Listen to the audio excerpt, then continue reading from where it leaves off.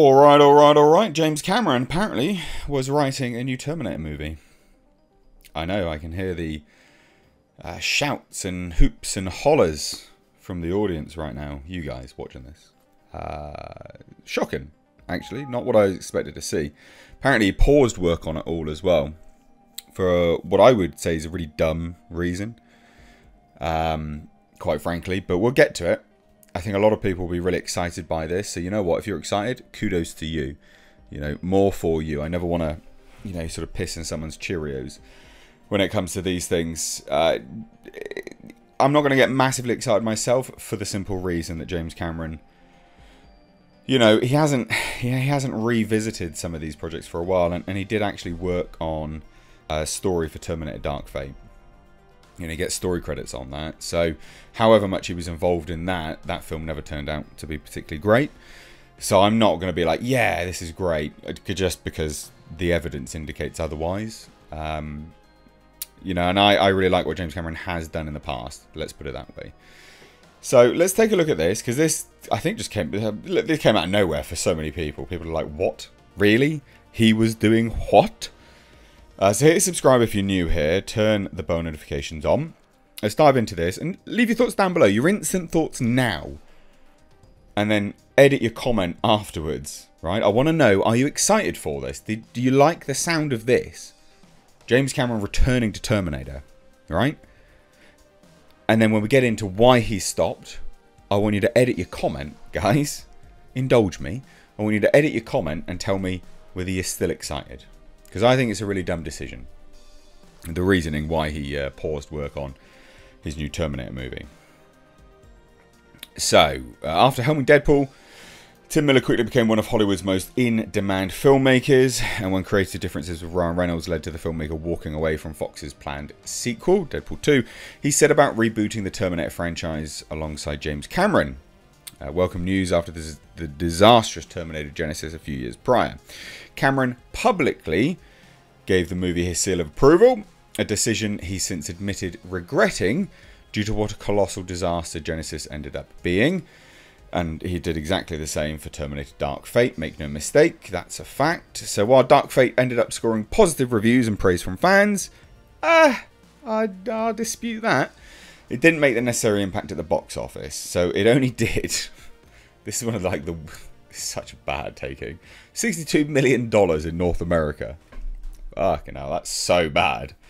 That is so bad. And $261 million worldwide.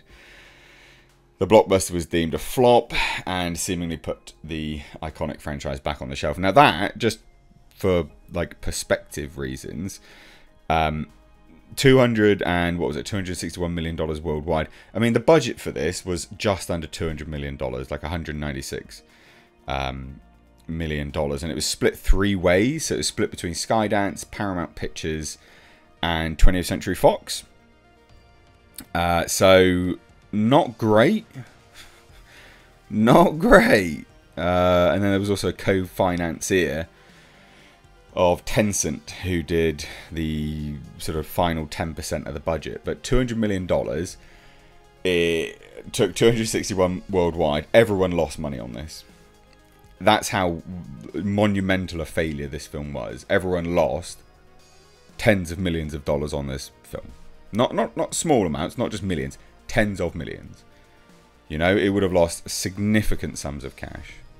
Really massively. So, and like I say, James Cameron has story credit on that. He was heavily involved because he still owns the rights. So he sort of part sold the rights. He regained all the rights back and then he sold them on straight away again. But anyway, let's take a look. So Cameron, who of course helmed Terminator and Terminator 2, Judgment Day, incredible films. Some of my favourite films of all time. They're absolutely fantastic. They hold up to this day, and they hold up for a reason.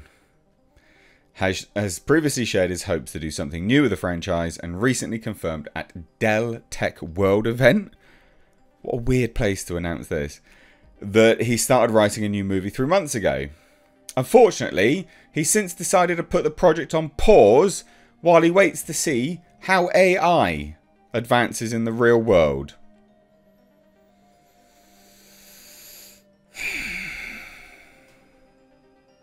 Why? What are you doing? We're not sure why he feels the need, but it's hard not to trust the man who brought these characters to life on screen for the first time all these years ago. Well, I disagree. Because those films hold up, because they were of their time. They looked at the world through a science fiction lens of what AI could do. Not what it does. It wasn't a case of, well, look, you know, AI is going to be writing a bunch of scripts for all of Hollywood. Oh, we best write that into this script. Like, no. Those films held up because they were, you know, the 80s. And it was an 80s representation of the future. Like, honestly, if you were to think about Back to the Future, for instance, right? That film holds up because it's tongue-in-cheek. I mean, obviously, the incredible performances. Absolutely brilliant performances. But it was also of its time and a reflection of what people genuinely thought at that time what the future would look like. So it holds up on that basis because it's fun and it's very much that fictional element. Now, Terminator works in exactly the same way because it's science fiction. It's taking science that does exist or could exist and putting it into a fictional setting that it gets out of control. You don't need to wait to see how AI advances in the real world to be like, there you go, I'm just going to write that. No, mate, that is not science fiction at that point. That's science fact. So look, I'm not going to lie. I think that's a really dumb decision. A genuinely, really, really dumb decision. Massively dumb, in fact. And I've always said, because loads of people always ask me whenever I'm on podcasts and things, they always do exactly the same kind of question. And it's, what would you do? How would you reboot Terminator? And I'd go, it needs to be cyclical.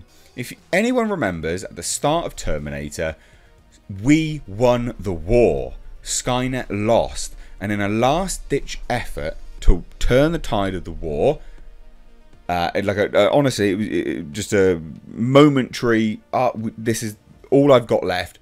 They sent a T-800 back in time to kill John Connor. And it failed. And it subsequently fails every single time. So the story as a trilogy would work nicely as it becomes this cyclical thing. I.e., the third film should have always been, we go to the future, we see the future war, and we see how the humans win the war. And then it closes with the T-800 being sent back in time, us the audience, having complete closure on the franchise, knowing full well that this will just play out for all time. It's this cyclical moment in time, before and after.